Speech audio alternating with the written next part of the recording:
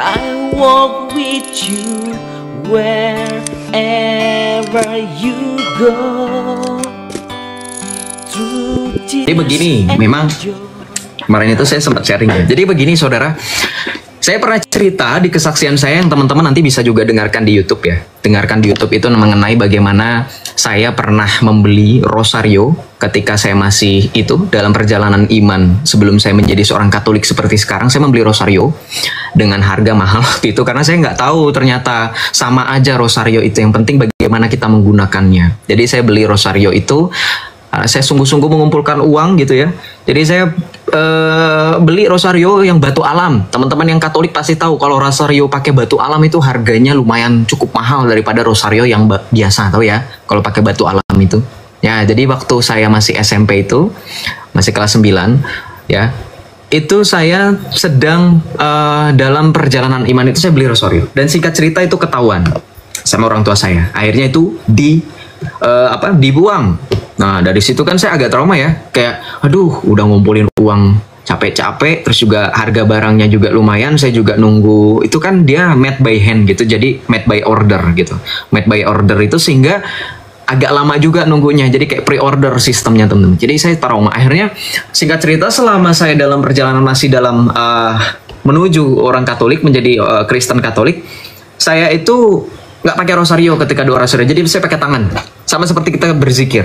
Ini saudara, jadi pas saya masih selesai itu rosario dibuang, jadi kalau saya mau berdoa diam-diam itu saya pura-pura menggelar sejadah, ya saya pura-pura menggelar sejadah, saya doa rosario dengan tangan. Tapi saudara, karena waktu itu saya tidak tahu, saya belum hafal peristiwa-peristiwa, ya peristiwa sedih, peristiwa gembira, peristiwa terang, dan seterusnya itu saya tidak hafal peristiwa-peristiwa. Jadi saya hanya mengandalkan doa-doa yang tanpa adanya merenungi peristiwa-peristiwa tersebut. Jadi pakai jari. Nah singkat cerita, saya punya teman, seorang Katolik, yang kebetulan saya tahu dia punya rosario cukup banyak. Saya minta disumbangkan satu. Saya bilang minta dong gitu, gue bayarin deh, saya bilang gitu. Gue minta dong, saya cerita pakai bahasa ini ya teman-teman ya. Saya cerita pakai bahasa ini ya, nggak apa-apa ya, pakai bahasa memang sehari-hari gitu ya. Saya bilang minta dong rosarionya, gue minta gitu, nanti gue bayarin deh, saya bilang gitu, nyicil gitu. Kenapa nyicil ya, masih SMP pada saat itu, baru lulus SMP, jadi belum punya penghasilan tetap. Saya bilang ngandelin uang jajan ya, bilang gue nyicil deh gitu kan, nanti lu tagih gue gitu. Terus kata dia, oh nggak usah nih, gue kasih aja gitu. Nah pada saat itu saudara, saya nggak tahu kalau ternyata kalau itu kan rosarionya sudah diberkati oleh Romo. Karena memang kalau barang yang sudah diberkati, barang rohani nggak boleh dijual, betul toh? Nggak boleh diperjualbelikan. Nah saya nggak tahu, makanya saya pikir wah orangnya baik banget nih, nggak mau dibayarin rosarionya gitu kan. Oh ternyata memang ada alasan lain, yaitu memang kalau barang sudah diberkati nggak boleh diperjualbelikan ya ternyata. Ya saya baru tahu itu ketika saya menjadi Katolik. Nah ketika itu dikasih sama dia, akhirnya singkat cerita saya mulai memakai itu, tapi dengan lebih hati-hati dari kecerobohan. Saya belajar dari kecerobohan yang sebelumnya itu dengan tadi rosario saya yang dari batu alam itu dibuang, ketahuan ya. Jadi saya pintar-pintar mencari, sembunyi-sembunyi lah menyimpan rosario itu. Jadi saya tetap pakai rosario sampai suatu ketika kami sekeluarga itu liburan ke daerah Gunung Salak. Ya, saya itu kebetulan karena saya sudah bilang ya, saya bukan orang Batak, saya bukan orang Timur. Banyak teman-teman itu ngira Horas Bang Joseph dari Medan mana marganya, apa saya bukan. Karena mungkin kelamaan ini ya bergaul dengan teman-teman dari Batak, kelamaan makan saksang, kelamaan main ngumpul di Lapo, jadinya ketularan mukanya. Bercanda. Jadi saya bukan orang Batak, saya orang Sunda Betawi. Ya, saya orang Sunda Betawi, lebih kental Sundanya. Jadi ketika itu kami sekeluarga itu berlibur, bukan berlibur ya, tapi emang liburan sih, liburan sekolah kita menginap di salah satu rumah punya kakek saya, turun temurun diberikan itu di daerah kaki Gunung Salak, di daerah Bogor, kaki Gunung Salak.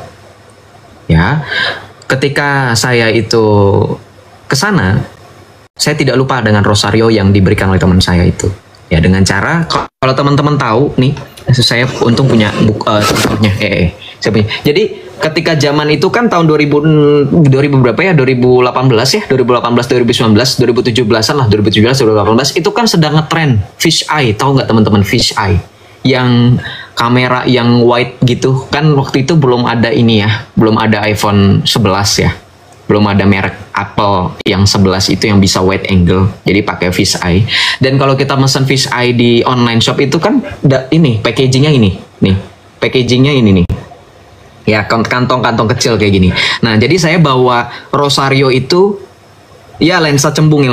Jadi saya bawa itu langsung saya bawa Face ID ini dengan ya untuk foto lah. Kalau ditanya kan nggak mungkin apa ini bawa ini, nggak mungkin ditanya dong, karena memang saya bawa itu untuk foto-foto di sana. Jadi saya masukkan Rosario itu juga dengan Face ID saya. Jadi nggak ketahuan, jadi saya tutup gini. Nah saya bawa itu pun saya nggak taruh sembarangan di tas gitu, takutnya kan nanti saudara saya minjem main ambil aja gitu kan. Jadi saudara saya gulung di pakaian itu, di pakaian saya gulung gitu, saya gulung-gulung. Jadi saya packing packing pakaian untuk dipakai nginep itu saya juga gulung ininya, ceritanya saya gulung, jadi nggak ketahuan gitu kan. Nah ketika itu kita sudah sampai di tempat, jadi kita itu sekeluarga teman-teman, kurang lebih total ada 11 kalau saya tidak salah ya, saya tidak lupa 11-12 orang. 11 orang lah kayaknya, 11 orang. Paling banyak lah anak kecil. Ya. Nah, kita itu naik mobil itu satu. Mobilnya apa? Joseph sampai muat 11 orang. Bukan Jazz, bukan Ayla. Mobil Kijang. Kijang yang belakangnya itu bangku panjang. Di kursi bagian belakangnya itu kursi panjang. Tahu nggak teman-teman? Kijang apa tuh? Ya. Kijang itulah pokoknya, saya nggak tahu jenis kijangnya. Ada yang bilang katanya kijang kapsul, mungkin itu kali ya, yang kursinya panjang itu loh di belakang, jadi bisa muat. Dan kebetulan yang paling banyak itu anak kecil, jadi muat lah, empil-empilan di situ, ya empil-empilan di situ. Jadi 11 orang muat di situ. Dan kita ke kaki Gunung Salak itu memang medannya luar biasa, gitu kan, medannya luar biasa, tanjakan, turunan itu menyeramkan ya. Dengan posisi kita tahu di situ melebihi kapasitas. Ya, jadi sepanjang perjalanan, karena waktu itu keluarga saya pure semuanya Islam, saudara, nggak ada yang Kristen. Jadi kalau ada yang masih penasaran keluarga Joseph sebenarnya ada yang Kristen nggak? Pure Islam semuanya. Ya, kalau dari keturunan memang karena kami darahnya Sunda, lebih kental Sunda, saya juga lebih kental Sunda. Mungkin ada lebih ke kepercayaan lokal, Sunda Wiwitan kalau teman tahu. Nah itu nenek saya dulu.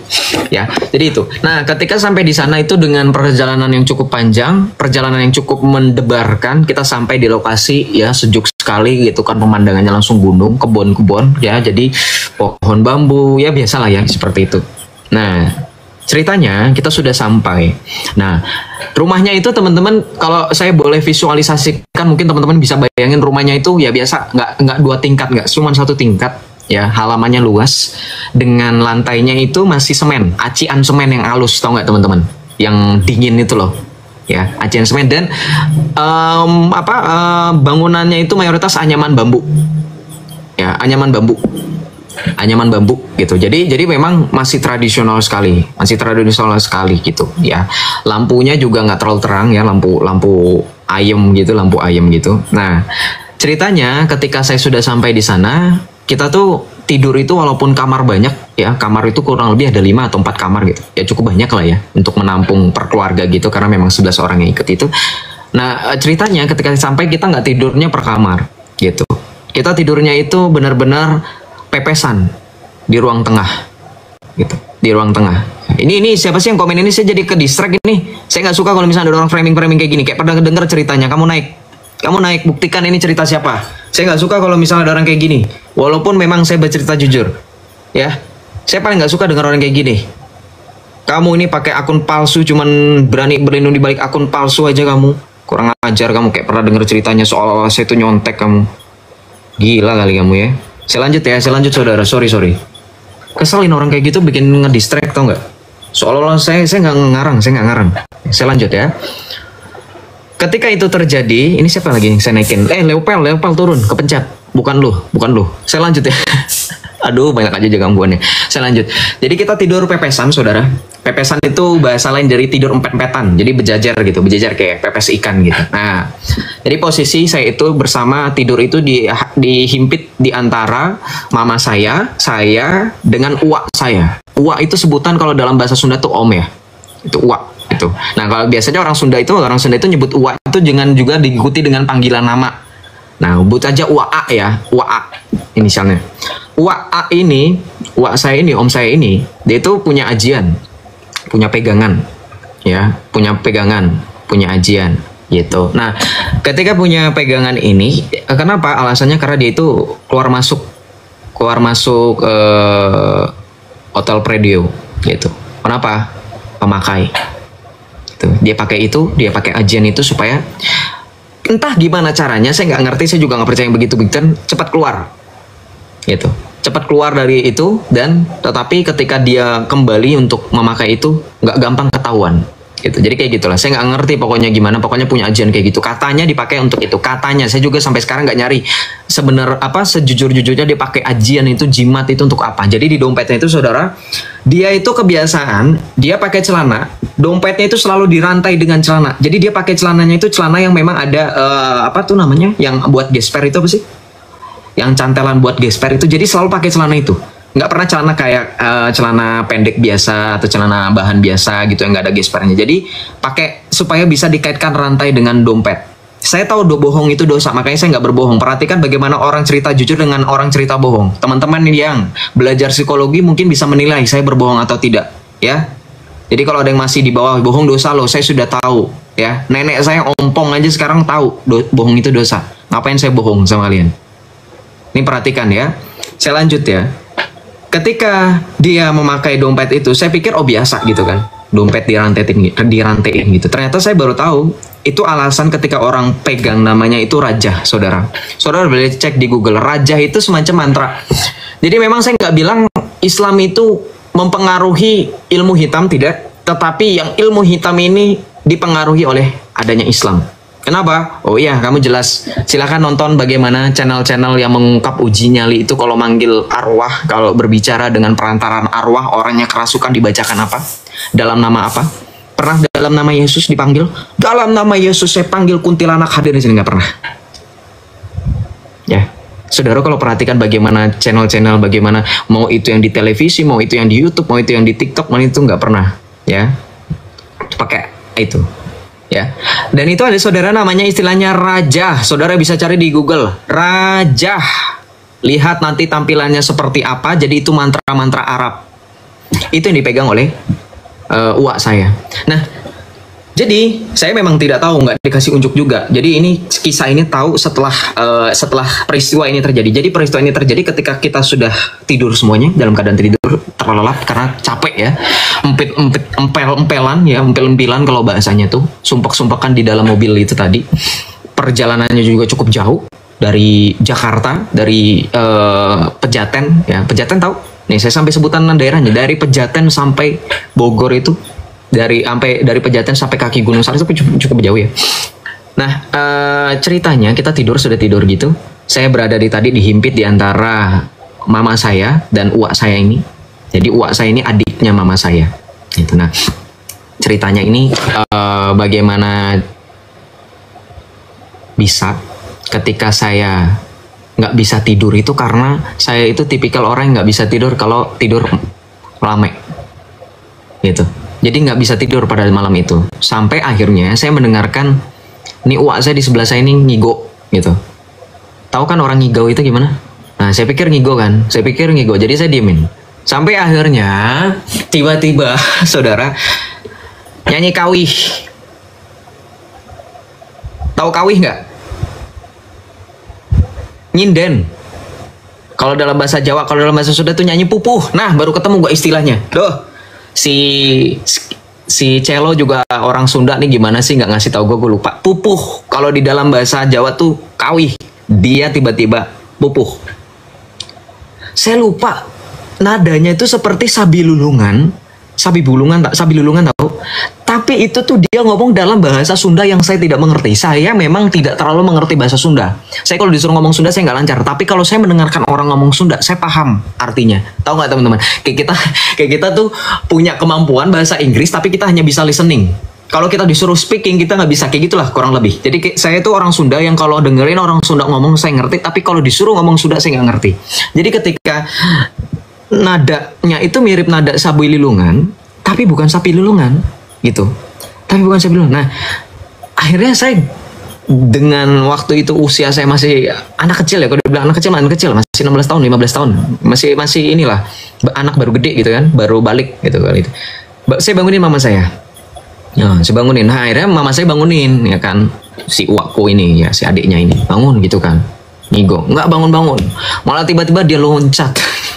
Ini kocak banget, dia loncat, ya kayak meragain maung. Karena ini nanti saudara saya tadi bilang rajahnya itu nanti bentuknya itu nanti setelah dibuka itu bentuknya itu menyerupai macan, ya menyerupai macan raja ini. Dan nanti kita, jadi ketika sudah selesai itu dibangunin semua ya, karena mama saya juga kan takut ya. Ini kenapa nih gitu, kerasukan, kesurupan ya kan. Akhirnya nggak ada yang bisa nenangin karena itu di situ ada apa uak saya yang lain ya, ada om saya yang lain, ada 2 orang sama papa saya itu nggak bisa nahan itu. Ada kakek saya juga nggak bisa di situ kan, karena di situ ibaratnya ada anak bayi dan ada tante saya yang masih hamil, jadi takut khawatir apa dipanggil lah, ya dipanggil sepuh di situ, kuncen di situ. Jadi dari kakek saya ini kenal lah, dan di situ dipanggilnya Aki ya. Nah, si Aki ini tiba-tiba datang dan ya langsung dia juga pegangan, dia juga punya pegangan. Jadi ibaratnya mengusir atau menangani sesuatu yang gelap dengan sesuatu yang gelap juga, saudara. Paham nggak maksud saya? Jadi si kuncen ini, si Aki-Aki ini punya pegangan juga, dan pegangannya ini sekalipun dia bilang ini kan di mereka itu kan kental dengan ini ada jin yang baik, ini jin jahat, ini jin Islam. Nah seperti itu. Padahal di Alkitab jelas sedari mula Kristus telah mengatakan iblis adalah bapa segala dusta. Jadi di kita nggak ada tuh iblis baik, iblis jahat, itu nggak ada. Iblis itu adalah bapa segala dusta. Jadi mengalahkan yang gelap dengan yang gelap juga pada intinya gitu kan. Nah ceritanya diaduk lah gitu, bukan diadunya dalam artian ini ya secara fisik enggak. Jadi ngobrol mereka ajiannya masing-masing. Kalau kita bilangnya sekarang karena udah tahu ada cek kodam ya, kodamnya masing-masing. Gitulah pegangan masing-masing. Nah ceritanya itu nggak bisa, si pegangannya omku ini nggak mau nurut, padahal katanya menurut yang aku dengar waktu itu si kuncen ini punya kodam itu kalau misalkan lebih power, lebih kuat, itu lebih kuat kuncennya ini, sepuh yang disepuhkan di situ ya, lebih kuat itu daripada kodam, tapi nggak mau nurut.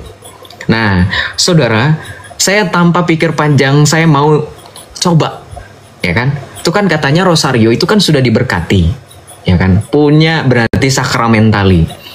Akhirnya saya lari. Nah orang tua saya pikir saya takut kali ya, karena saya lari itu saya menuju kamar di mana saudara-saudara saya yang lain dan sepupu-sepupu saya lagi ngumpet di situ, lagi di kamar gitu kan, karena pada dialihin di kamar kan, bahaya kan, katanya bahaya gitu kan, di kamar.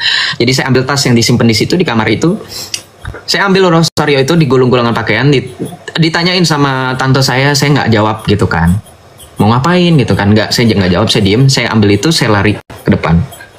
Nah, ketika saya lari ke depan, itu masih ngamuk-ngamuk gitu kan. Wah, itu sampai si kuncennya ini nitip mau nyuruh papa saya untuk manggil yang lain kan. Dipanggil lah yang lain. Nah, sampai pada akhirnya saya itu nemenin mama saya yang pegangin usap-usap gitu kan. Dia posisi duduk di kursi.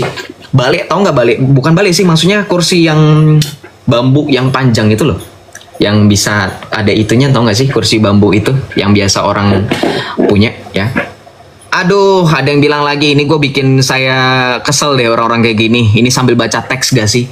Saya itu matanya kemana-mana, saudara. Gimana saya baca teks? Saya ngeliatin ke layar, masa saya ngomong begini?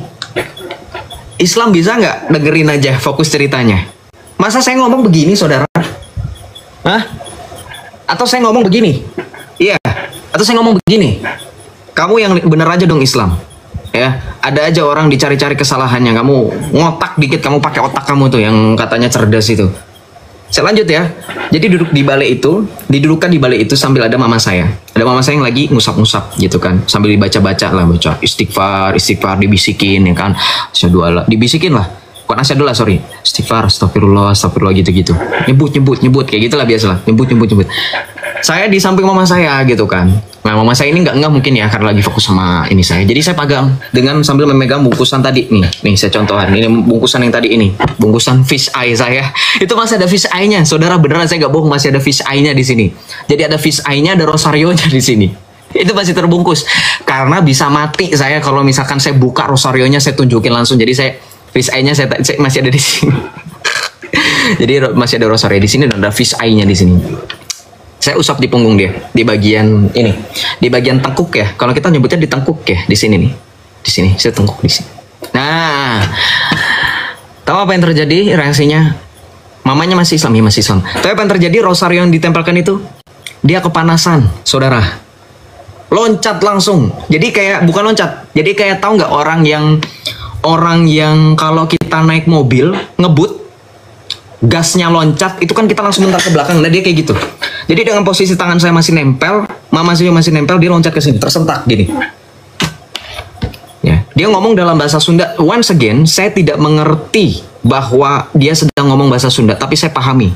Itu dia ngomong apa ini gitu kan? Panas, panas, panas gitu kan? Dia ngomong seperti itu. Nah, ketika dia ngomong kayak gitu, mama saya nanya, ngapain? Kan kalau saya itu dipanggil di keluarga, ngapain gitu kan? Tangan saya dibuka, dilepas. Mama saya nggak fokus ke tangan ini. Jadi fokusnya ke ini saya, uak saya gitu kan. Karena takut kenapa-napa, dipegangin lagi kuat-kuat sama yang om saya itu. Karena papa saya sama om saya yang satu lagi manggil warga yang lain. Jadi kita panik, tambah panik tuh kan semuanya. Akhirnya udah seperti itu. Akhirnya saya tempel lagi di mana?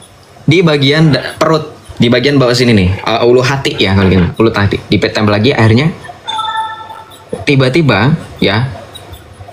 Selesai sambil seperti itu, sambil si kuncennya ini ngajak ngobrol gitu ya. Si kuncennya juga penasaran ya. Tapi sebelum dia keluar kata-kata apa yang saya pegang ini, tiba-tiba om saya juga udah nggak sadarkan diri. Udah. Nah dipikir udah selesai dong. Akhirnya nggak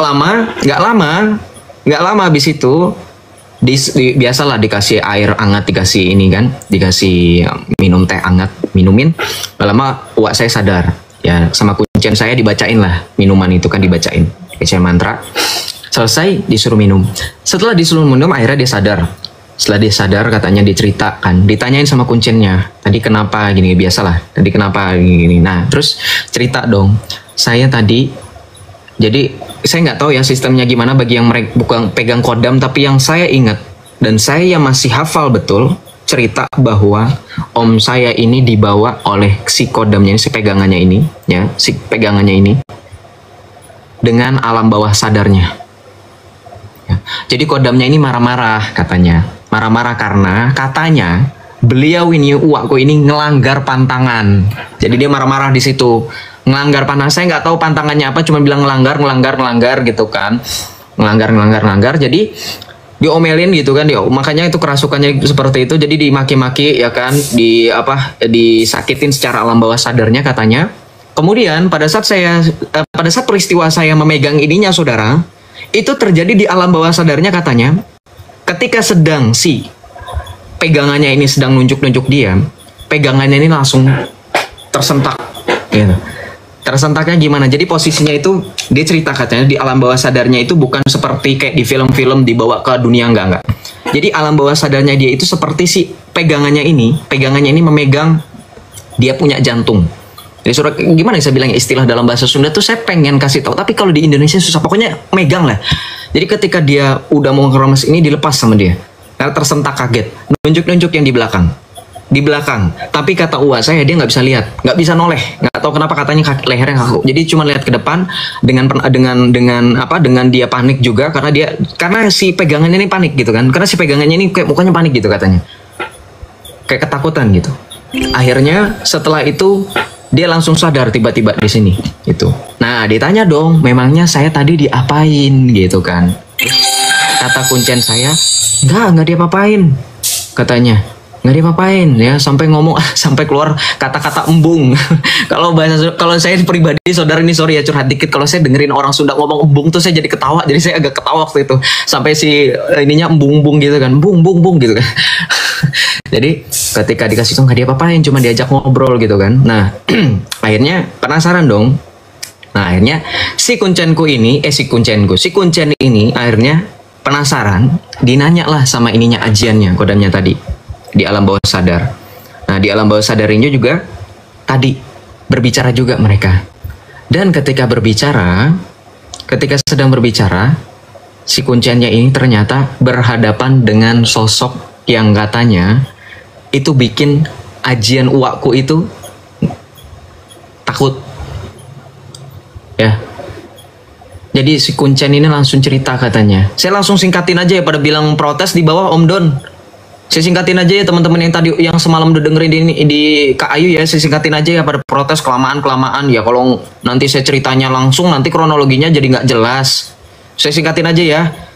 Jadi singkat cerita, setelah si Kuncenku ini dibawa ke alam bawah sadarnya oleh pegangan ini juga, persis dengan bagaimana tadi omku, uakku ini.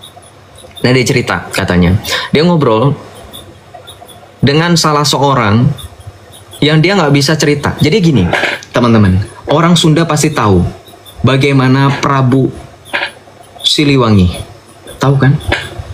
Dia ngomong gini, saya bertemu dengan orang yang lebih kuat power. Ini Kuncen saya yang cerita, saya nggak nambahin. Kalau mau protes sama Kuncen saya ini, lebih kuat daripada Prabu Siliwangi, lebih tinggi kuasanya dari Prabu Siliwangi, lebih. Dia nyobetin apa saudara? Yang bikin orang-orang dan saya itu tersentak. Dia ngomong apa?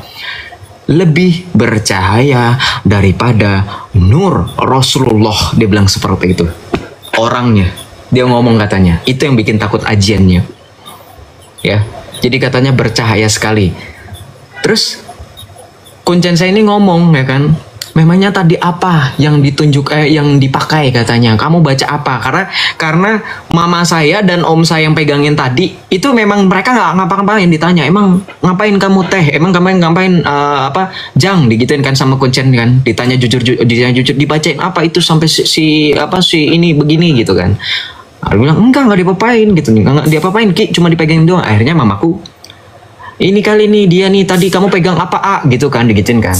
Ini tadi coba tunjukin. Nah akhirnya saya buka lah itu dengan tangan gemeteran, tangan saya dingin loh, sampai sekarang juga masih dingin. Jadi saya buka nih tadi penutup nih dibuka. Ini lah rosario yang di temen saya kasih, ditunjukin. Kuncen itu ya biasa ya, tipikal orang pintar. Saya sampai dengan detik ini nggak percaya dengan begitu-gituan, tapi pada saat peristiwa itu yang bikin saya sadar. Pada saat peristiwa itu saya bikin sadar bahwa memang ada orang yang diberikan karunia yang seperti itu, tapi mungkin sayang disimpangkan. Jadi setelah saya tunjukkan, mama saya udah ancang-ancang tuh. Wah udah mukanya udah marah. Mukanya udah mau marah saudara, saya nggak bisa bayangin. Tapi untuk Kuncen saya reaksinya lebih cepat. Jadi tangan saya di gini kan, dipegangin gitu. Dia kayak gini, merem. Gitu-gitulah biasa. Terus katanya dapat dari mana gitu kan? Ya saya jujur aja, dapat dari teman gitu kan. Oh iya, ini ada salibnya. Jadi dia angkat, dia tunjukin ini yang saya maksud orangnya, bilang gitu kan. Memang yang ini tampak lebih beda karena yang tadi yang bertemu, yang ngobrol dengan Aki itu lebih bercahaya gitu. Tapi saya tahu ini yang dimaksud karena ketika Aki terawang, dia bilangnya ke Aki, lihat ini persis dengan orang yang berbicara dengan Aki pada alam bawah sadar. Itu kenapa ketika ini belum klimaks sebelum. Nah, tiba-tiba uak saya yang tadinya udah tenang, ngos-ngosan sambil dengerin itu lagi terjadi itu, tiba-tiba dia dompet yang tadi saya bilang dirantein di ininya dia, nggak disaku di belakang. Karena kan kalau menurut orang-orang yang pegang mantra itu, raja itu nggak boleh ditaruh di belakang saudara, nggak boleh ditaruh di pantat gitu ya, mohon maaf, didudukan itu nggak boleh. Jadi ditaruh di depan, dirantein. Jadi dia tiba-tiba kelojotan gitu. Tangannya uakku ini macan ya kan, maung itu bolong, terbakar, benar-benar terbakar. Jadi seperti terbakar, tapi itu cuman sisa-sisa item-itemnya doang gitu. Cuman sisa item-itemnya doang, nggak ada bara apinya, nggak langsung itu sisa item-itemnya bolong semuanya. Jadi ketika dibuka, saudara tahu kan kalau ibaratnya mirip seperti kertas yang kena rayap. Jadi sisa-sisaan yang terbakar itu ada di situ juga. Seperti itu. Nah, masih ada nggak ceritanya Joseph? Itu baru sampai situ ya. Jadi singkat cerita, si Kuncenku ini juga nitip pesan sama keluargaku. Ini juga mungkin yang teman-teman bertanya-tanya, kenapa keluarganya Joseph sampai dengan detik ini itu kelihatannya kok kayak fine-fine aja. Sebenarnya dari cerita yang tadi, Kuncen itu nitip pesan. Nih, saya juga tadinya nggak mau percaya, tapi dia ngomong begini. Pantes tadi saya ketika ngobrol dengan tadi, dia ngomong gini saudara, yang anehnya dia ngomong gini, saya tahu dia nggak lagi ngomong Sunda gitu, Saya nggak bisa lihat muka dia, tapi saya tahu dia lagi ngomong Sunda. Dia ngomong bahasa, katanya bahasa Arab kuno katanya. Tapi nyampe di kuping saya itu ngomong Sunda katanya.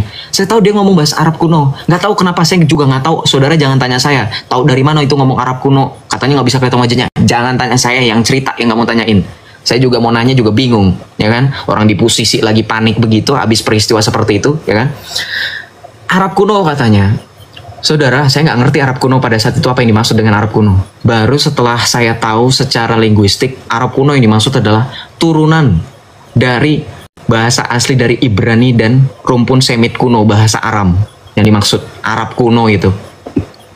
Jadi yang didengar itu adalah bahasa Sunda, tapi nyampe di kuping dia adalah bahasa Sunda. Nah, ngomong gini, selain tadi menyampaikan ngobrol-ngobrol, itu nanya gitu ya. Sosok ini yang dia tadi tunjukkan salib saya itu salib Santo Benedictus loh teman-teman ya, yang ada medali Benedictusnya. Itu ngomong katanya, anak ini jangan diapa-apain. Jadi anak yang dimaksud itu ada di bawah. Jadi dia bilang itu, jadi ini kursi teman-teman, kerajaan sedang duduk itu. Jadi terang sekali. Itu ada anaknya dan itu saya, pada katanya saya itu. Dia bilang mirip kamu katanya, mirip kamu mirip aneh, mirip aneh, sampai dia bilang kayak gitu, mirip aneh, dia bilang gitu berkali-kali, ya. Pada saat itu dia bilang katanya, jangan diapa-apain anak ini, intinya tuh jangan diapa-apain. Yang katanya ngapa-ngapain, katanya intinya ya yang ngapa-ngapain, sangsara katanya, cilaka katanya dalam bahasa Sunda, cilaka, jangan diapa-apain ya, jangan dijahatin ya, nah, saudara. Singkat cerita, setelah itu berjadi ya berapa tahun kemudian kan saya sudah mantap tuh dengan iman saya ya, dengan perjalanan iman saya yang cukup berhalang rintang ya. Ini yang saya pernah cerita dalam kesaksian saya, jadi saya juga mengalami yang namanya intimidasi itu juga di Korea. Tahukah kalian, keluarga saya salah satu om dan tante saya yang pada saat itu tidak hadir, tidak ikut. Jadi mereka tidak tahu kisah itu, tidak tahu seluk-beluk cerita itu. Mereka itu kan tahu. Jadi saya sempat disidang karena saya udah kelihatan banget nih mau murtad ya, kelihatan banget nih mau jadi Kristen. Disidang dan om tante saya inilah salah dua ya, karena dua orang ini yang oknum.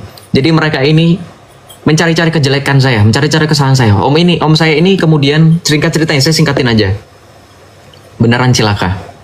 Sampai dengan detik ini tidak mendapatkan pekerjaan, hanya numpang di rumah nenek saya. Satu.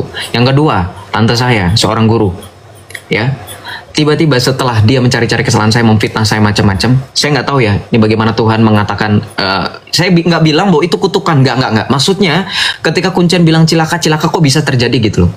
Nah jadi mungkin hukum tabur tuai kali ya saudara ya, hukum tabur tuai ketika terjadi itu, tante saya ini seorang guru. Nah dia kena kasusnya apa, pungli, dipecat lah. Tadinya dimutasi, cuman pas dimutasi ya sekolah itu nggak ada yang terima karena ngeliat track record dia pada saat itu. Akhirnya sekarang hanya mengandalkan jualan di depan rumah, jualan otak-otak seperti itu. Itu. Ada lagi nggak Joseph berkaitan dengan Rosario? Atau mungkin teman-teman penasaran, Rosarionya Joseph sekarang kemana? Nah ini lanjut. Rosario tadi itu masih saya pegang sampai pada saya umur lulus SMA 1,5 tahun yang lalu, ya gitulah kira-kira. Jadi ceritanya saya itu touring karena saya suka motoran teman-teman, touring anak-anak SMA lah, beda sekolah, teman-teman saya di lingkungan rumah saya yang beda sekolah ya, SMA gitu. Motornya apa Joseph? Wah motornya CBR, GSX-nya bukan GSX 1000 ya, GSX biasa ya, terus juga ada Suzuki RF ya, terus apalagi NMAX. Nah itu aja. Berapa motor? Kurang lebih waktu itu ada 5 motor karena kami bersepuluh. Sorry, bertujuh. Nah ketika itu terjadi 4 motor ya, berarti lupa saya 4 motor atau 5 motor, saya juga udah lupa. Pokoknya touring kemana? Ke Sawarna. Tahu Sawarna nggak? Pelabuhan Ratu. Sawarna itu kan saya. Jadi kalau yang nanya itu pas touring leadernya saya. Jadi karena rumah uak saya juga ada di Sukabumi, jadi saya ke Sawarna itu teman-teman dulu jalurnya itu jalur kayak orang naik mobil lewat Cikidang, Sukabumi kota, baru ke Sawarna. Itu kan jauh ya, muter-muter ya. Jadi kayak si Joseph ini karena ngide, jadi saya ke Sawarna tuh ngitar dulu. Jadi kalau ada yang nanya rutenya lewat mana, itulah situ. Jadi singkat cerita kan kita tadinya tuh niatannya mau cari benar-benar dekat sama Sawarna, ya dekat sama Sawarna gitu, homestay lah ibaratnya gitu. Biar kami itu nggak perlu beda kamar karena pengen gitu ya. Nah ceritanya di homestay itu kami pun bertemu dengan rumah yang kami anggap satu-satunya rumah yang paling tidak kami tahu itu ngerasa itu kayaknya homestay. Kita rumahnya itu model rumah panggung kayak Upin Ipin, teman-teman tahu Upin Ipin, yang film Upin Ipin rumah panggung ya. Tapi di bawahnya itu ada ruangan, jadi bukan kosong melompong gitu rumah panggung, nggak. Jadi di bawah itu ruangan gitu. Nah ruangan kamarnya ini di atasnya gitu, di ke atasnya. Nah jadi kami kebetulan ketemu sama mamangnya gitu kan. Akhirnya kami nginep di situ. Singkat cerita itu tuh rumahnya itu jadi posisinya itu depan-depanan sama pantai. Jadi, tapi ini bukan Sawarnanya. Saya nggak tahu kalau ditanya waktu itu sih. Saya tanya sama teman saya yang ngerti wilayah situ juga, belum sampai Sawarna. Jadi itu masih sederet pantai apa ya? Sebelum Sawarna itu Karanghau ya. Karanghau atau Karang apa? Lupa saya. Pokoknya sederetan itulah. Nah, jadi rumahnya itu depan-depanan kan. Depan-depanan posisinya. Ya, jadi kami itu sebenarnya dibilang beruntung. Ya, beruntung. Depan-depanan. Nah, jadi ketika kami sampai itu memang sudah dalam keadaan gelap karena sudah maghrib juga, sudah mau menghampiri waktu maghrib, sudah lewat waktu maghrib. Jadi kami langsung beberes, langsung cuci muka, cuci kaki, langsung tidur kan di situ. Tapi teman saya ada yang masih masih genjerang-genjereng itu begadang. Singkat cerita, saya masih membawa rosario tadi. Rosario tadi itu saya gantungkan di jendela. Jadi kayak rumah-rumah kayu begitu, teman-teman, rumah panggung kayu. Jadi kan kelihatannya memang agak lapuk gitu, kayak ada rayap kayu bekas digigitin rayap. Kemudian jendelanya itu jendela kayu, bukan jendela kaca. Tahu nggak sih? Yang modelan jendela buka gitu kayu, kayak rumah Betawi atau rumah Jawa gitu, Joglo, tahu ya teman-teman ya, kayak gitu, kurang lebih. Ya kayak gitu modelannya dari kayu. Jadi saya cantelkan, bahasanya apa ya? Saya gantungkan itu rosario itu di cantelan jendela tadi karena saya memang orangnya agak parno gitu kan, takut tiba-tiba ada yang kebuka atau gimana. Saya cantolkan rosario itu di situ kan. Saya cantolkan rosario itu di situ dan akhirnya ketika saya cantolkan itu ya sudah, teman-teman saya juga sudah tahu gitu kan. Teman saya juga sudah tahu saya sudah dalam proses untuk murtad gitu kan. Dalam proses untuk murtad gitu, jadi ya mereka terima-terima aja gitu. Nah akhirnya kita tidur malam-malam itu. Singkat cerita, tiba-tiba saya terbangun.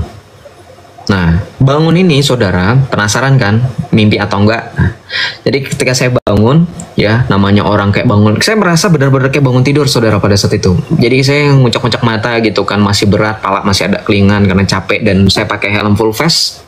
Paham ya? Rasanya helm full face itu kalau dipakai seharian perjalanan saya harus lepas-lepas, tapi pun itu pasti ngerasa berat dan puyeng. Dan masih ada sisa-sisanya. Nah, jadi pas bangun masih agak kelingan gitu. Jadi saya keluar dari kamar itu. Jadi homestay-nya nggak gede teman-teman. Jadi cuman satu petak itu kamar, langsung teras gitu. Di bawahnya itu tadi yang saya bilang ada ruangan itu tempat parkir motor sama kamar mandi di bawahnya situ. Nah kemudian saya turun keluar. Saya lihat, oh lembayung nih. Tahu nggak bahasa Sundanya? Teman-teman yang sudah tahu lembayung ya. Jadi kayak keadaannya tuh kayak warna langitnya tuh oranye gitu, gradasi gitu, oranye gelap itu, lembayung gitu, teramai lembayung. Nah, saya kira, oh ya, saya rasa itu sudah subuh ya, saya rasa sudah pagi gitu kan, sudah pagi. Nah, katumbiri kalau bahasa ininya ya betul, lembayung, layum kuning ya betul. Nah, saya rasa udah pagi ya, karena biasa tuh kalau misalkan kalau lembayung pada saat itu atau layung itu kita nggak bisa bedain kan, mirip-mirip kayak kondisi subuh gitu. Saya nggak nyadar kalau itu ternyata menuju gelap. Nanti ada bagaimana posisi tiba-tiba gelap. Jadi saya langsung keluar. Nah pas saya keluar itu ya saya ini dong buru-buru ke pantai ya pagi-pagi ke pantai gitu kan, pagi-pagi ke pantai. Jadi saya ke pantai. Tapi baru saya ke pantai tiba-tiba saya mendengar ada suara gitu. Jadi sepi kan, masih pagi juga, saya pikir orang-orang belum banyak yang keluar mungkin. Saya dengar suara klotek-klotek. Jadi suara klotek-klotek itu kayak gini nih. Mana ya nih? Jadi kayak benda yang digantung itu kena angin mungkin ya, keterpa angin jadi kena gini. Gitu, kayak gitu-gitulah. Itu sangat kedengeran sekali. Jadi saya pergi bingung kan. Karena saya nggak ada tujuan lain, saya juga nggak ada pikiran untuk ngecek mana. Jadi saya langsung kembali ke homestay. Gitu. Saya kembali ke homestay. Saya temukan itu dalam kondisi masih gelap ya, tapi masih saya lihat lah ada teman-teman saya masih tidur di situ. Makanya saya anggap itu asli, saudara, nggak mimpi. Dan teman-teman tahu nggak sih kalau misalkan mimpi itu kan kita berasa kayak astral projection atau astral projection nggak? Yang kita tuh kita tuh dalam keadaan bisa melihat segala sesuatu, tapi kita lihat fisik kita di situ. Tapi saya lihat pada saat itu saya nggak ada di situ. Jadi di antara teman-teman saya yang kita tidur seperti pepesan itu, nggak ada saya di situ. Makanya saya lihat, saya nggak mikir itu mimpi, nggak ada fisik saya di situ. Ini nggak mimpi. Jadi begitu saya lihat, ternyata jendelanya kebuka. Ya, keadaan sadar ya, terbuka. Rosario itu ngegantung di situ. Rosario itu ngegantung dan sampai akhirnya Rosario yang ngegantung itu saya tutup lagi. Ya, saya lilitkan gitu karena takutnya kebuka lagi malah jatuh gitu kan, jatuh ke bawah gitu atau malah rusak atau gimana, pokoknya saya lilitkan itu. Jadi antara pengait itunya saya lilitkan itu Rosario di situ. Nah, setelah saya lilitkan itu, saya balik badan, gelap semua tiba-tiba. Saya kan jalan itu merambat ya, tadi merambat menuju ke jendela itu karena ada teman-teman saya, nggak mungkin saya injak satu-satu dan saya nggak mungkin langkahin karena teman saya itu dempetan tidurnya. Saya harus lompat kayak bagaimana gitu kan, nggak mungkin. Jadi saya ngerambat jalan itu sambil ngeraba dinding karena memang agak gelap kelihatan, tapi agak gelap, saya takut tiba-tiba keinjak mereka. Jadi saya dinding. Jadi kenapa nyata? Karena saya merasakan itu kayu dindingnya itu ada bekas keroposan. Jadi kita berasa lembabnya itu berasa, debunya itu berasa gitu ya, debunya itu berasa. Jadi saya rambat itu, saya pegang itu, ya itu nyata gitu kan. Nah, ketika saya putar balik itu gelap semuanya. Gitu. Gelap semuanya sampai pada akhirnya tadinya itu kan saya harus ngerambat ke dinding. Saya nggak nyadar kalau ternyata saya itu jalan lurus gitu. Nggak ngerambat ke dinding lagi, nggak nempel ke dinding lagi, megang dinding ini. Saya jalan lurus. Di situ saya baru berapa langkah saya bersadar. Loh, nggak ada teman saya. Kan harusnya kalau misalnya saya berjalan berapa langkah, kan tadi saya bilang keinjak teman saya, paling nggak keinjak kakinya atau keinjak anggota tubuhnya gitu kan, ya itu nggak ada. Nah terus habis itu saya lanjut jalan, yaudah saya lanjut jalan ya, saya lanjut jalan. Begitu saya jalan keluar, tadinya itu kan terang lembayung ya, gelap karena saya orang parnoan. Saya balik lagi ngambil rosario tadi yang saya lilitin tadi, saya ambil ya, dengan keadaan gelap itu saya ambil itu, Lil. Ketika saya ambil itu, saya pegang kuat-kuat, dan entah kenapa, kalau saudara bertanya kenapa nggak Joseph diem aja di situ, nggak tahu kenapa hati saya, otak saya juga menggerakkan saya untuk balik ke pantai tadi. Saya balik ke pantai ya. Ketika saya balik ke pantai, saudara, dan nggak tahu kenapa, jangan nanya saya, tiba-tiba otak saya dan hati saya itu ya, itu kan ombak tuh ya, ombak itu kerasa nyata, ombak itu saya letakin rosario itu. Ketika ombak menggulung, ombak ke arah saya tahu rosario, jadi rosario itu nganyut. Pas saya balik ke belakang, terang lagi beneran kayak tadi lagi, lembayung gitu suasananya kayak awal tadi sebelum gelap. Saya balik ke homestay, masih ada teman-teman saya bersyukur dong. Akhirnya, karena saya rasa itu asli, saudara, saya masih ngantuk tadi, dalam keadaan ngantuk puyeng juga ya, saya tidur di posisi itu. Saya tidur, pas bangun itu saya jam 10, kebangun karena gerah panas. Saudara tahu kan kalau rumahnya di pinggir laut tengah pantai, memang kalau malam dingin, tapi kalau sudah siangan dikit itu panas. Jadi nggak ada kipas angin, gerah banget, gerah gitu sumuk lah gitu ya, karena itu rumah kayu gitu, udah gitu lapuk gitu ya. Nah kemudian saya dibangunin teman saya, sama teman saya, bangun udah siang, lu nggak mau ini ke pantai gitu kan. Akhirnya saya bangun. Tahu nggak apa yang pertama kali saya lihat? Jendela. Rosario saya udah nggak ada di situ. Saya tanya sama teman-teman saya, lu lihat rosario gue nggak yang kemarin gue taruh di sini? Rosario apaan sih? Teman saya kan ada yang nggak tahu ya. Saya ngomong sama orang bener-bener nggak tahu apa-apa gitu kan. Tapi dia tahu kalau saya mau murtad. Rosario apaan sih? Itu yang kayak tasbih, sampai harus ngejelasin. Itu yang kayak tasbih tapi ada salibnya yang kemarin gue lilitin di situ, ya kan? Enggak lihat. Ya, coba tanya itu. Nyebut teman saya yang lain yang lagi pada di luar, yang lagi pada mandi, yang lagi pada stretching, yang lagi pada gejrengan, apa lagi ngerokok.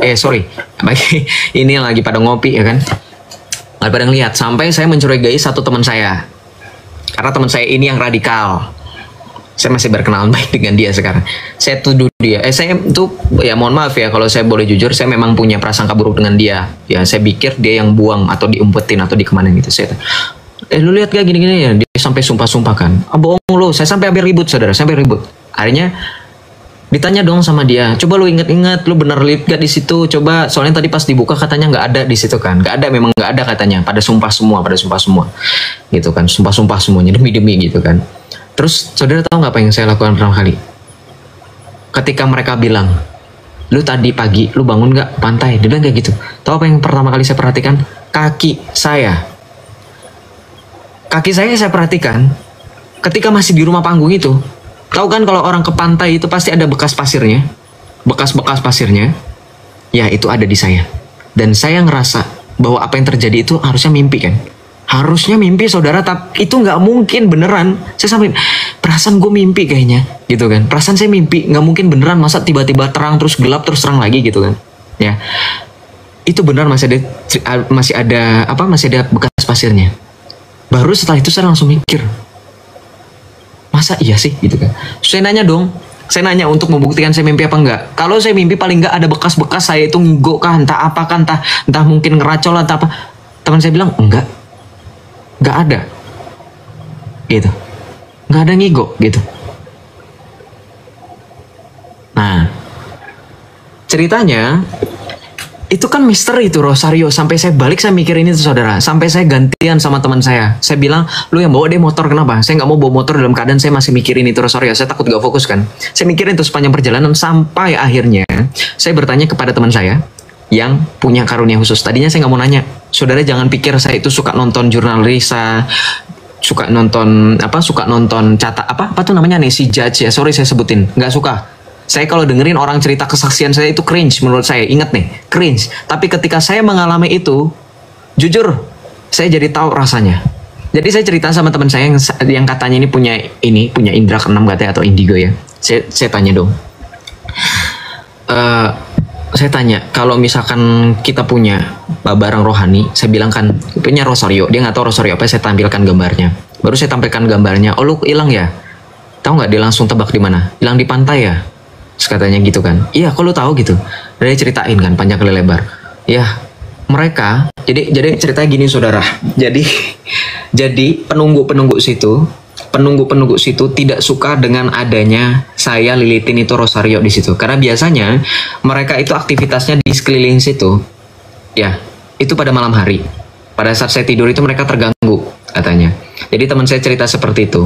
Dan teman saya surprisingly bisa menebak kisah saya yang terjadi berapa tahun lalu sebelum kejadian saya itu touring di Pantai Sawarna itu. Pada saat di kaki Gunung Salak tadi. Lu juga sebelumnya pernah pakai ini kan? Pas lu ke gunung katanya. Tapi dia nggak nyebut nama gunungnya, tapi memang gunung katanya. Pas lu ke gunung kan? Iya katanya. Saya bilang gitu. Kok lu tahu gitu kan? Kok lu tahu katanya gitu. Saya bilang gitu kan. Kok lu tahu? Iya. Di dunia mereka katanya. Di dunia mereka sama seperti kita kurang lebih. Jadi kalau kita itu informasi menyebar cepat, di dunia mereka juga sama. Jadi pada saat saya posisi masuk ke wilayah dari mulai Cikidang, saudara tahu nggak sih ada yang pernah lewatin Cikidang? Jalur Cikidang itu zaman tahun pas mau mendekati COVID atau Pak saya lupa ya pas mau mendekati COVID itu ya pas mau COVID itu setelah COVID itu Cikidang itu kan agak sepi ya, agak sepi kan, jalurnya serem, berkelok-kelok gitu ya. Saya nggak tahu kalau sekarang ya. Pada zaman saya itu sepi, makanya saya waktu itu nah dari situ katanya mereka sudah merasakan sense itu apa ya, merasakan kedatangan orang yang diomongin katanya. Nah itu Cikidang masih sepi ya gitu. Cikidang masih Cikidang. Jadi dari masuk Cikidang situ katanya, dari situ mereka sudah merasakan sense katanya. Sense bahwa ada orang yang sudah dibincangkan di dunia mereka sedari, kalau di hitungan kita kan berapa tahun yang lalu, di mereka itu hitungannya katanya cuma hitungan hari katanya. Saya nggak tahu ya, jangan tanya saya once again, yang ngomong yang nanya. Saya juga mau nanya juga bingung perhitungannya gimana kalkulasinya. Jadi katanya beberapa hari lalu dibincangkan sama mereka katanya. Saya juga nanya saudara, orang itu udah berapa tahun yang lalu kok gak bilang gitu kok.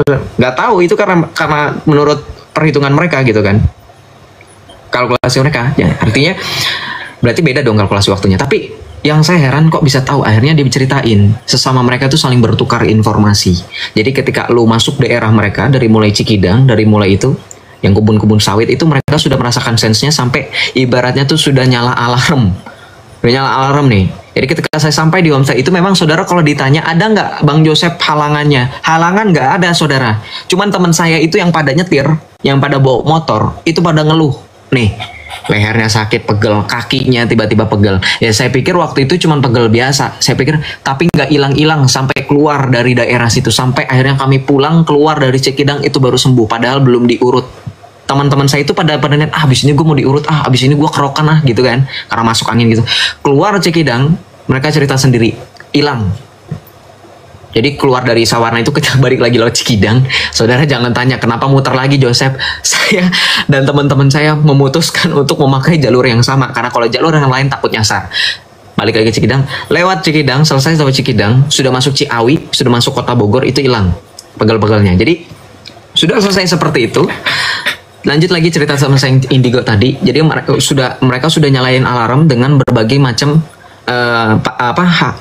hambatan yang lu rasain, katanya gitu kan, dicerita seperti itu. Jadi akhirnya saya baru ngeh, oh ternyata kisah itu. Jadi pada saat teman saya pegel-pegel kali ya, saya bilang gitu. Iya itu salah satunya. Dibilang kayak gitu, dia membenarkan itu. Nah, jadi saudara penasaran kan kenapa Rosarionya diarungin ke laut? Jadi di dunia mereka itu ada pembagian wilayah. Ada darat dan laut. Sekali lagi jangan tanya gue juga nggak ngerti ada pembagian wilayah gitu, kayak ormas ngejaga wilayah sini, jangan tanya gue. Ya, jangan tanya gue. Yang cerita yang lu tanya, saya juga nggak ngerti nih dunia gaib ya. Ada pembagian wilayah antara darat dan laut. Jadi mereka itu sampai arus berunding. Kenapa? Sebab yang lu pakai ini, kata teman saya, yang lu pakai ini katanya ini mengancam keberadaan mereka. Katanya mengancam keberadaan mereka, nggak bisa jadi leluasa, bro, katanya. Nggak bisa leluasa. Jadi mereka mau nggak mau deciding di mana tempat untuk menetralisir, katanya. Dia bilang pakai kata menetralisir loh, yaitu harus dilarutin ke laut. Saudara, surprisingly teman saya ini kirim VN, katanya. Gue nggak bisa ngetik, dia bilang. Gue nggak bisa ngetik ya, itu di line. Sayang akun line saya lama udah kehapus, ganti baru. Waktu itu masih ada, saya lupa waktu itu reset password, jadi gitu reset akun semuanya. Dia VN, gue nggak bisa ngetik, katanya. Gue nggak bisa ngetik ya, jempol gue tiba-tiba berat, gue VN aja. Dia VN gini. Dia cerita detail seperti pada saat kejadian Kuncen dan uak saya. Ya, ada sosok, ya, perawakan laki-laki, terang, dan dia menyebutkan persis seperti Kuncen saya. Lebih berkuasa dan lebih tinggi daripada Prabu Siliwangi. Lebih bercahaya daripada Rasulullah. Kenapa disebutkan juga Rasulullah? Dia juga Islam. Itu surprisingly di komen. Lo tau apa? Gue dengerin itu langsung merinding. Gue gak pernah cerita loh. Gue gak pernah cerita itu. Dia tahu itu. Dia benar-benar tahu cerita itu sampai sedetail itu. Ya. Jadi ketika dia VN gitu ya, gue langsung kayak reaksi saya seperti itu, saudara. Saya sampai dengerinnya sampai kayak gitu, ekspresi saya benar nggak bohong. Nah, ketika itu terjadi, dia kirim VN berikutnya. Dia kirim VN yang berikutnya. Dia bilang apa? Dan katanya, ketika lu larungin laut, kenapa itu di netralisir? Karena yang punya itu juga pelindung laut yang mengalahkan, katanya, yang mengalahkan pada akhirnya yang punya kerajaan bawah laut itu tunduk dengan dia. Tahu nggak siapa? Dia bilang apa ciri-cirinya, tahu nggak apa? Saya nggak ngelihat perempuan itu, tapi katanya pada saat saya larungin Rosario, perempuan itu ada di atas kepala saya, katanya. Tahu nggak? Dia ceritain perempuannya itu, ya, mahkotanya bintang. Tahu nggak apa? Dia bilang katanya berkerudung, bro, tapi nggak kayak Islam, kayak biarawati, pakaian biarawati kayak suster, katanya. Gue nggak tahu sih itu apa, dijelasin kayak gitu. Dia terbata-bata. Saya nggak tahu alasan kenapa dia terbata-bata. Gue nggak tahu sih apa, tapi kayak dia sampai berkali-kali. Jadi kayak orang, kalau anda tuh grogi, itu kan kayak biasa ngomong Jadi saya dengerin VN-nya memang agak harus saya ulang 2 kali untuk memahami isi pesannya ini. Kayak gitu. Tapi yang saya tangkap dia cerita, perempuan, ada bintang di sekelilingnya, lalu kemudian memakai kerudung, tapi bukan kerudung Islam, memakai orang perempuan muslimah. Dan dia bilang apa? Tangannya terbuka.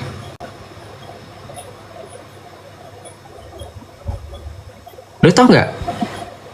Tahu nggak kenapa alasannya? Teman-teman yang Katolik tahu, Bunda Maria itu ada julukan. Bunda Maria itu ada julukan. Our Lady, the Star of Sea. Bunda Maria, Stella Maris.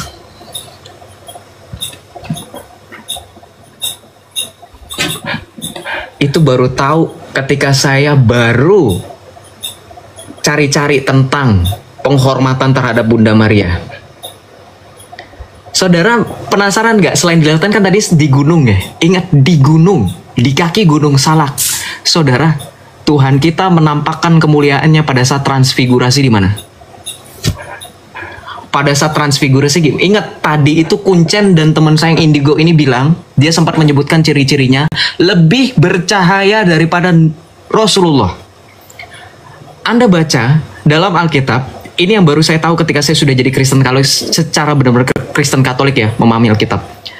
Yesus menampakkan kemuliaannya di Gunung Tabor, di Bukit Tabor. Itu cahaya, bercahaya di situ. Jadi rosario itu kepunyaan dari pertama Yesus Kristus, dan kedua Stella Maris, Bunda Maria, gunung dan laut. Saya berani bersumpah, saya tidak mengada-ngada. Sebelumnya saya nggak tahu. Ini kalau dibilang cocokologi silahkan, tapi saya baru tahu. Karena beberapa waktu lalu ketika lebaran, kemarin lebaran tahun ini, saya berjumpa lagi dengan teman saya itu. Saya sampai tanya lagi, karena kan saya sudah pemahamannya sudah mulai agak lebih better ya dari sebelumnya. Saya nggak tahu apa-apa tentang Alkitab, tentang Yesus, tentang Bunda Maria. Saya tanya, lu tau gak sih, ingat gak sih dulu sempat cerita di lain gini-gini. Oh iya ya, gue inget, gimana gini. Akhirnya saya bilang, ternyata dalam, tadi saya cerita lagi yang seperti tadi saya ceritakan, Yesus Kristus dipermuliakan di Gunung Tabor. Saya kasih ayatnya di Alkitab. Kemudian saya kasih gambar Bunda Maria, ya kan, Bunda Maria Ratu Bunda Maria Stella Maris, bintang laut, Star of the Sea gitu. Pada saat dia melihat gambar Tuhan Yesus, dia ngangguk-ngangguk. Oh iya, lihat dia gambar Bunda Maria. Iya, ini kayak gini katanya. Dia sampai bilang kayak gitu. Dia sampai agak tinggi suaranya. Iya, ini kayak gini katanya gitu. Dia kan nggak pernah. Jadi mungkin dalam perspektif teman-teman kita, Islam itu kan center Kristen itu memang betul Yesus Kristus, tapi mereka tidak mengetahui adanya dulia ya, penghormatan kepada Bunda Maria. Jadi ketika ditampilkan Bunda Maria, dia baru terkejut. Gitu. Dia baru terkejut. Gitu. Ya. Jadi seperti itu saudara. Ya, once again saya selalu bilang, lu percaya atau nggak percaya nggak rugi. Gue nggak rugi. Saya hanya membagikan kesaksian. Ya, saudara, itu yang meneguhkan saya menjadi iman seorang Kristen Katolik. Dan itu, saudara, saya tadi bilang ada berapa? Teman saya ikut touring, ada 7 termasuk saya. 2 dari mereka sudah jadi Katolik. Kenapa? Karena pada saat Lebaran kemarin saya ketemu, saya ajak itu teman saya untuk ngumpul-ngumpul juga. 2 dari mereka sudah jadi Katolik. Katoliknya gimana? Udah pasti belum? Udah lagi katekumen. Mereka udah mantep. Ya. Jadi lo nggak percaya juga nggak pernah, nggak apa-apa. Tuh orang yang nyaksiin yang beneran tahu kisah gua jadi Katolik. Jadi saya cerita langsung itu ketika ketemu ngumpul teman saya halal bihalal ya. Dengan kita itu, saya ceritain juga dengan kejadian di gunung karena teman saya yang Indigo ini yang ngebuka saya untuk bercerita gitu, ngebuka langsung. Jadi gimana sih itu yang di gunung, kok bisa gitu ya, saya ceritain lah gitu. Itu sebab saya bilang, nih dengerin saya. Jadi selain Lebaran saya ketemu sama teman-teman saya tadi ya, saya juga beberapa tahun sebelumnya setelah kejadian yang di laut itu, di Sawarna itu, saya ketemu lagi sama Kuncen aki-aki itu. Ya, saya dianggap kayak anaknya, dijajanin saya. Tahu nggak apa yang terjadi dia? Tahu nggak dia ngomong apa? Nanti kamu mandi di laut ya. Dia ngomong seperti itu saudara. Nanti kamu mandi di laut ya, saudara. Beneran, gua nggak ngerti apa makna mandi di laut. Tahukah yang bikin semakin surprising nih? Saya dibaptis di gereja dengan nama pelindung Bunda Maria Bunda Maria the Star of the Sea. Yang dimaksud dengan dimandikan di laut adalah saya dipermandikan di gereja itu. Itu yang saya benar-benar sampai dengan merinding. Ya.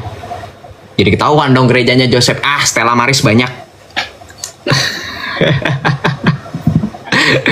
Ya, Stella Maris banyak.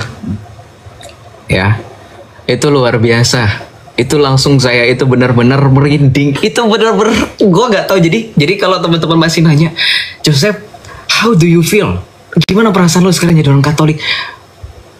Tuhan kasih tanda itu nggak langsung plek terang, nggak berstep-step. Saya baru bener compile itu semua sehingga saya mengerti benar-benar secara terang seperti saya ceritakan kepada Anda semua. Itu ketika saya sudah selesai dibaptis, baru saya kepikiran. Saudara penasaran kan? Rumah saya di selatan, saya dibaptis di daerah utara, dekat perbatasan laut. Tahu nggak alasannya kenapa? Saya juga nggak tahu. Saya nggak ada kepikiran baptisnya rumah saya di selatan. Saya bisa saja dibaptis di gereja daerah selatan. Entah paroki Blok B, entah saya dibaptis di gereja Barito, entah saya dibaptis di gereja Santo Stefanus Cilandak, harusnya yang dekat dengan wilayah saya sekarang. Bisa dibaptis di sana, ujung laut. Ketahuan dong Joseph, nggak apa-apa. Dan perhatikan, itu gereja itu nggak cuman satu di situ, ada lagi di ujung sana lagi, lebih ujung lagi.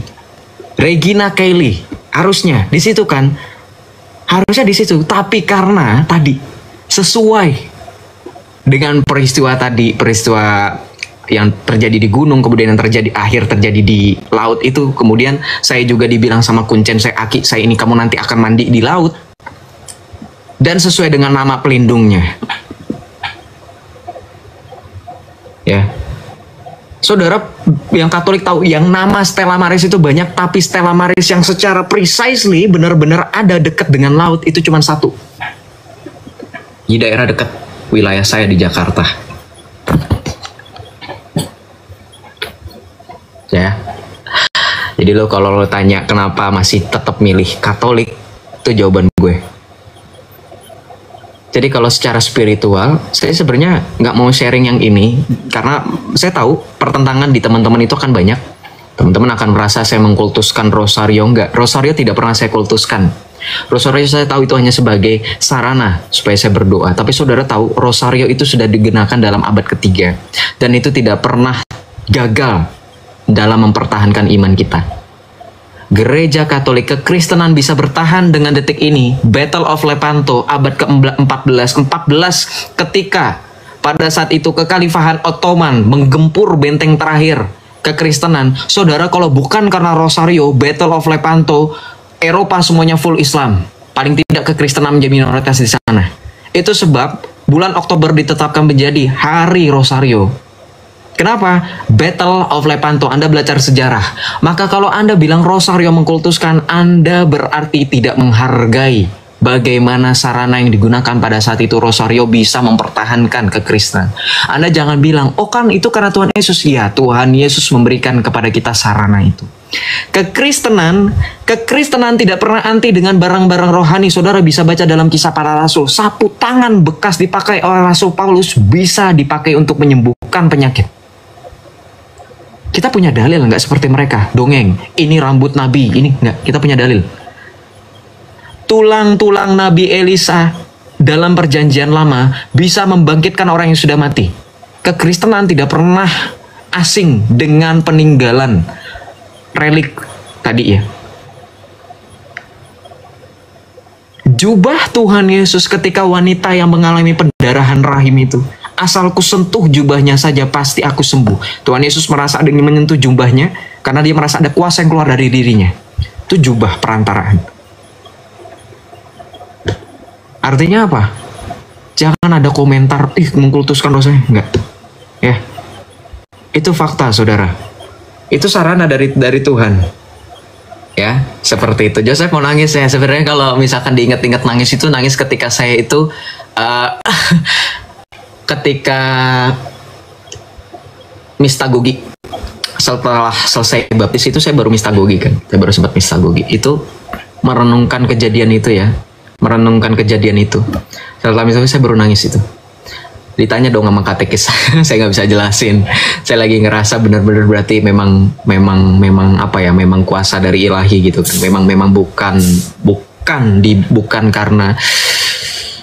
karena kepahitan gitu. Karena orang-orang banyak nilai kamu trauma kali di Islam, kamu enggak, saya enggak kok, biasa aja. Tapi memang benar-benar gitu. Saya benar-benar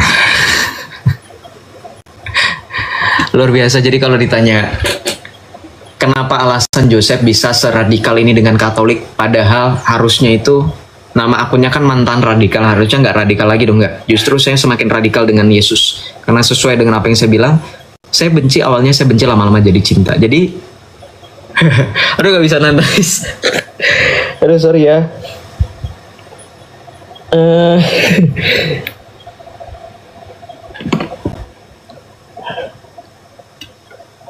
Jadi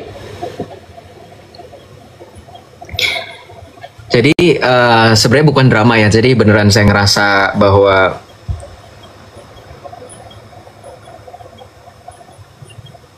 ya memang ketika saya mencobai Allah, ternyata Allah yang benar-benar memberikan dirinya. Jadi kalau saudara tanya, pernah nggak saya mencobai Allah? Pernah. Saya mencobai Allah dengan bilang, Yesus kalau memang engkau nyata, tolong kabulin keinginan saya yang sepele gitu, sepele. Saya pengen diizinin naik motor. Kemudian saya juga minta novena 3 Salam Maria, tapi tidak pernah saya sampai selesaikan sampai dengan detik ini, hanya karena saya minta ditemuin STNK. Itu kan hal sepele, saudara. Saya mencobai Allah pada saat itu, dan saya dengan nazar saya waktu itu, nazar saya apa? Kalau memang ini dikabulkan, paling tidak saya akan menyerahkan hidup saya kepada Tuhan Yesus dan Bunda Maria. Itu yang saya bilang, dan itu yang masih menjadi burden saya, beban saya. Ternyata masih ada satu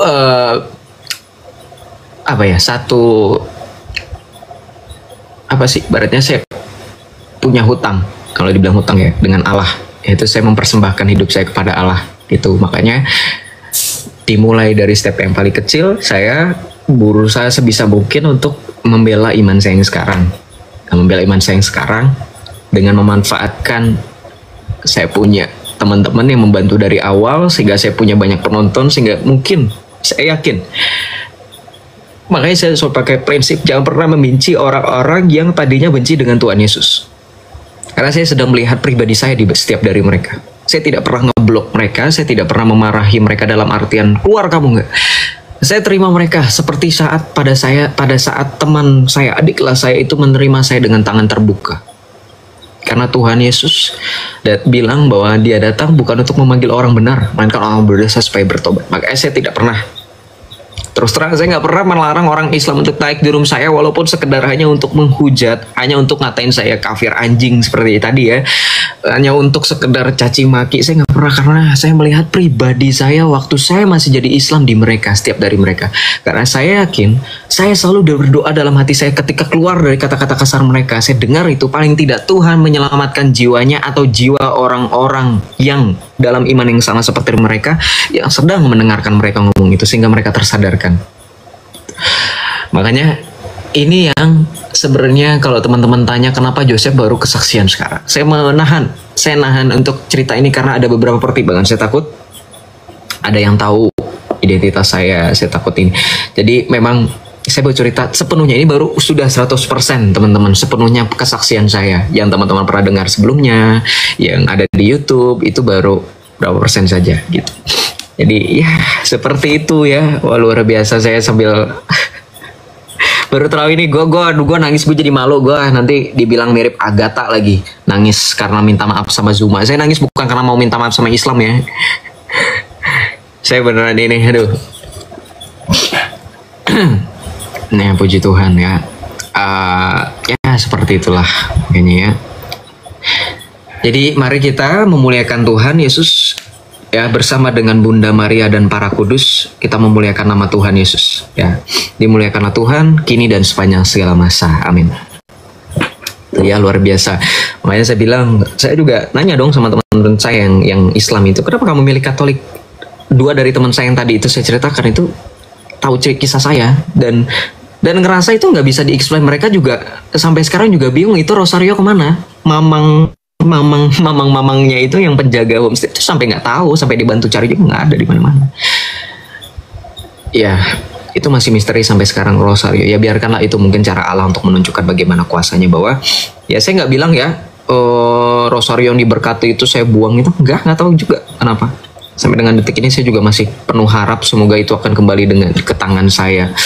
Mungkin Tuhan akan berikan dengan cara yang lain, mungkin bukan dalam bentuk Rosario, tapi mungkin dalam bentuk, ada sih teman saya yang bilang itu, teman saya yang Katolik itu bilang katanya mungkin lu dititip pesan nanti, mungkin sampai nanti lu akan tetap ibaratnya dipanggil oleh Allah dalam pelayanan gitu kan. Tapi ya saya masih agak burden di situ, masih agak beban karena ya masih banyak hal yang perlu saya lakukan, saya harus bereskan dalam hidup saya. Gitu. Ya kita lanjut ya teman-teman. Thank you sudah mendengarkan kisah saya. Sekali lagi saya tidak meminta teman-teman untuk percaya. Ini yang saya alami, saya tidak menambahkan, saya tidak mengurangkan. Apa yang terjadi di hidup saya tidak perlu teman-teman korek-korek. Ininya saya minta kerendahan hati untuk privasi saya. Jadi saya tadi sudah juga sebutkan paroki saya, jadi tidak perlu diulang-ulang paroki saya dibaptis di mana. Tapi ingat, tenang aja.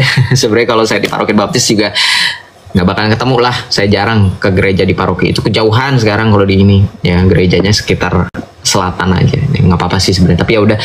Once again terima kasih teman-teman yang sudah mendengarkan. Terima kasih juga buat teman-teman yang dari tadi ya memberikan berkat melalui gift. Saya nggak tahu harus bilang apa. Terima kasih semuanya. Yang penting saya sudah memberikan kesaksian. Ada beberapa teman-teman yang penasaran, ini saya sudah berikan semuanya.